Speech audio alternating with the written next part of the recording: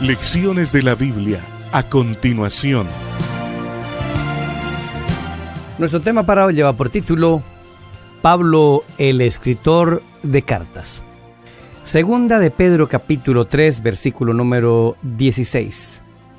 Casi en todas sus epístolas, hablando en ellas de estas cosas, entre las cuales hay algunas difíciles de entender, las cuales los indoctos e inconstantes tuercen, como también las otras escrituras para su propia perdición. Esta semana conoceremos un poco más sobre el personaje de Pablo. Él es el escritor, el autor de la epístola a los Gálatas. Y para poder entender muy bien el mensaje contenido en esa carta, vamos a hablar un poco sobre él. Hoy hablaremos sobre él como escritor. Pablo es un hombre muy educado. Ha venido a Jerusalén desde joven. Ha estudiado en la más prestigiosa Universidad Teológica de Jerusalén, a los pies del más afamado rabino llamado Gamaliel. Tiene una educación de primera categoría. Pablo, por haber nacido en un lugar fuera de Jerusalén, en Tarso, por lo menos conoce 4 idiomas. En la Biblia tenemos 13 cartas de él, pero es altamente probable que Pablo haya escrito muchas más cartas que no están en la Biblia, aconsejando a las iglesias, a personas. Prolífico escritor. Así que Pablo es un erudito, es profundo. Pablo es muy estudioso de los temas que presenta. Por eso cuando estudiamos las epístolas de Pablo, debemos tener mucho contexto, mucho cuidado e ir despacio. Otro punto importante es la alta preocupación de Pablo por sus iglesias, por los hermanos que ha establecido. Él dijo, y escuchó también de los apóstoles lo que dijo Jesús: muchos lobos rapaces entrarán entre la congregación. Tengan cuidado. Así que las cartas eran información importante para animarlos, para fortalecer una doctrina o para corregir elementos que estaban distorsionados.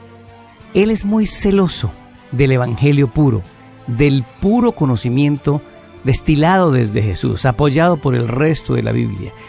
Y Pablo, por sus giros idiomáticos, por el uso de palabras, por la manera como escribe, es difícil de entender y es fácilmente tergiversado.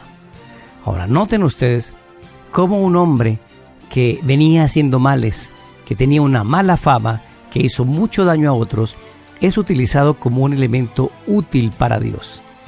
Todos podemos colocar nuestros talentos al servicio de Dios y al servicio de nuestros semejantes.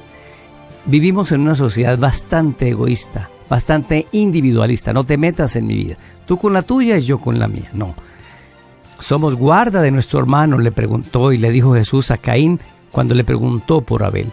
Así que debemos utilizar lo que tenemos, lo que somos, para servir a Dios y para servir a los demás. Y otro punto importante de hoy es cuidar la pureza de la palabra de Dios. Hemos ido dejando en la vida hitos, enseñanzas que hemos ido aprendiendo y los abandonamos, los dejamos, nos acomodamos a otra cultura. Siempre he dicho que la Biblia ha sido mezclada con elemento oriental, hinduista, griego. No, Pablo nos enseña que la pureza de la palabra hay que cuidarla. ¿Por qué?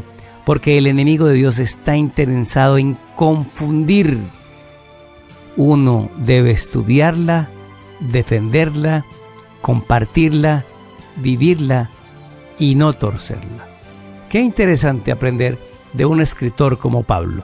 Cuando leamos la epístola de Gálatas, que es corta, que puedes leerla desde hoy, y cuando leamos los otros escritos de las cartas de Pablo, hay que tener en cuenta que su profundidad, su naturaleza de escritura, viene de un hombre muy estudiado, pero que podemos todos entender y comprender para aplicar todas estas lecciones a nuestra vida. Seguiremos aprendiendo de Pablo y de la epístola de los Gálatas.